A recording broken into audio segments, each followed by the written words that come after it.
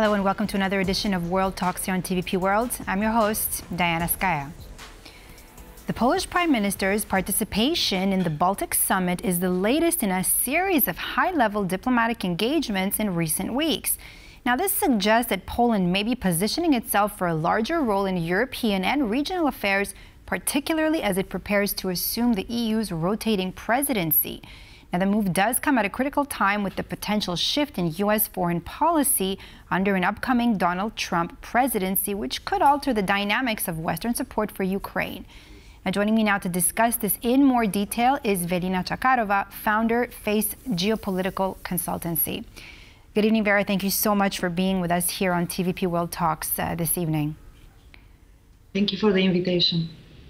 Vera, so following their meeting, Polish Premier Donald Tusk and Kristersson signed a strategic partnership agreement just hours ago. Now, what can you tell us about this partnership agreement between Poland and Sweden specifically? What does it entail?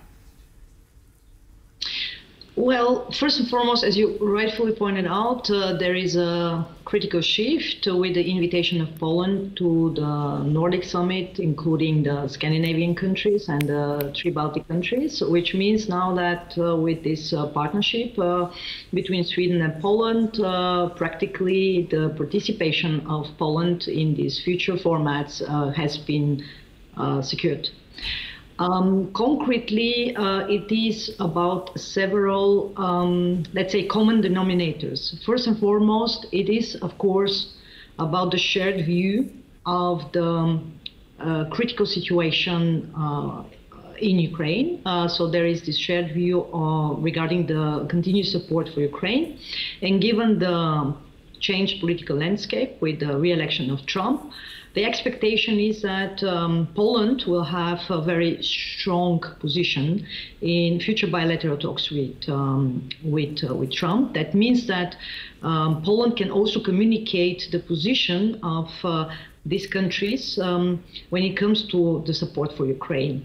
Let me remind you very shortly that this group of countries put together represents also the largest contributors of military aid for Ukraine in terms of support per capita. Next important point, of course, is about Russia itself.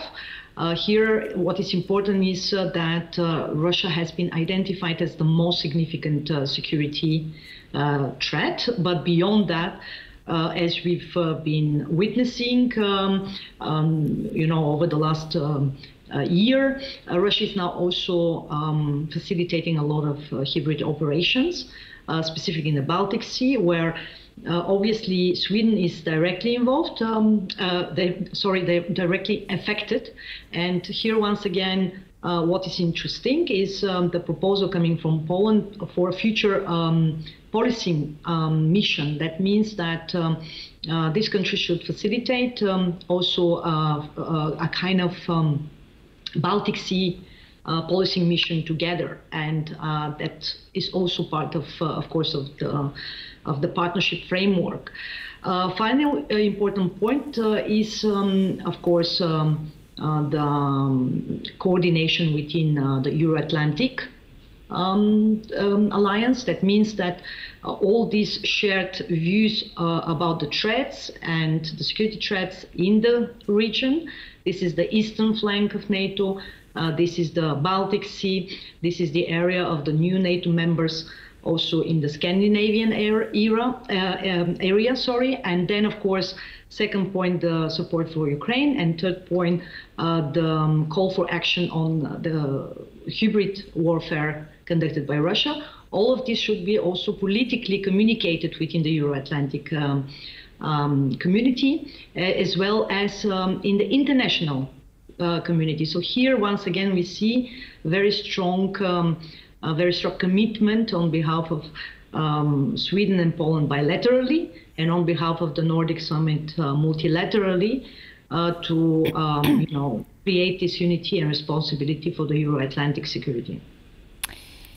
Would you be able to tell us a little bit more detail about, Tusk said that he wanted to convince his partners to establish Navy policing, right? A joint venture to control like you said, to secure Baltic waters on the model of Baltic air policing. What can you say just in a few words that this could actually mean in detail? Well, first and foremost, all of this is happening right now as we speak. Of course, we can only speculate. But what Donald Tusk proposed is creating this Baltic Sea policy mission that should actually counter the growing threats to the region's critical infrastructure. Just recently, again, we witnessed sabotage operation currently investigations are ongoing, so it is alleged sabotage operation, but the Baltic Sea Policy Mission should counter such efforts in the future. And also, Tusk emphasized the need for new tools and ambitious means for the regional security. Here it is about pooling of capabilities, defense capabilities. It is about discussions on future defense initiatives between these countries, but also financial means for these capabilities. And as I said, also, of course, it is about the broadening support beyond the region, because the region is the most affected. Of course, first comes Ukraine, then comes the eastern flank of NATO, and then comes, of course, continental Europe that has to be also on the same page when it comes to this focus and when it comes to this diagnosis of the current situation. Could EU endorse the coalitions of the willing strengthen EU security policy? Absolutely. And I've been arguing that we will be, at some point of time in the future, we will be observing the emergence of Iron Curtain 2.0, as Russia has been pushing, for more military offensives against Ukraine. And this is now the reality. So this is a NATO initiative par excellence, because all of these countries are NATO, are staunch American supporters and staunch NATO membership supporters. These are also countries that support the NATO membership of Ukraine.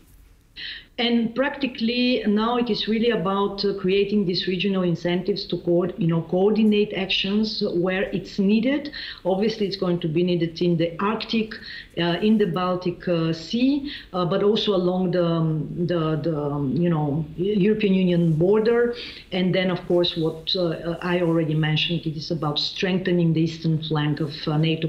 We are observing power shift going eastwards within the European Union, among the European NATO members, and that is now actually being manifested with Poland also being invited to the Nordic Summit, and also, as I said, probably with the future role of Poland of trying to somehow bring also Trump on the same page, given his announced future peace plans for Ukraine. You just mentioned there that the NATO partnership, of course, NATO's Baltic Air Policing Mission, important with the Baltic Sea patrols. Of course, it's modeled after NATO's Baltic Air Policing Mission. What impact could their collaboration together actually have on regional security and alliance cohesion in the near future? First and foremost, it should steer broader allied participation. Of course, it's open to other European NATO members, as well as, in general, NATO members. The very fact that the French President Macron actually participated via digital connection to the Nordic Summit, this is a very positive signal. It is also assumed that the UK would join actually these regional initiatives. It has a lot of, the UK has a lot of capabilities, maritime capabilities, but also capabilities to tackle hybrid threats. The mission also is supposed to enhance the collective intelligence sharing, the rapid response capabilities among the Nordic and Baltic states.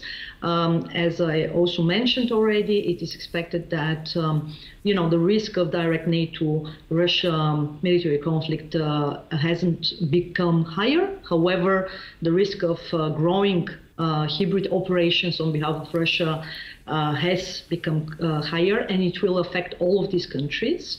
That is why they have to prepare accordingly in order to tackle the hybrid threats, collectively, because all of these countries would not be able to do it individually. And Velina, just a final question, but just very, very briefly, because we're almost out of time. I want to take you through a really quick quote by Tusk. He stressed that if Europe is united, then Russia is a technological, financial, and economic dwarf to Europe. However, if Europe is divided, then Russia is a threat to each country individually. Your brief comment on this statement. Yes, that is 100% correct. That is 100% correct, because in terms of defense, common defense budget, in terms of technological capabilities, in terms of financial means, the European NATO members and the NATO members in general actually overshadow all Russian capacities. However, Russia still applies the old tactics of dividing the European states and playing them off against each other. Thank you so much, Velina Tchakarova, founder of FACE Geopolitical Consultancy, for being with us here on World Talks on TVP World. Thank you for the invitation. And that's all for this edition of World Talks here on TVP World. I'm Diana Skaya. Up next, more news with Maciek Mikos. Stay tuned.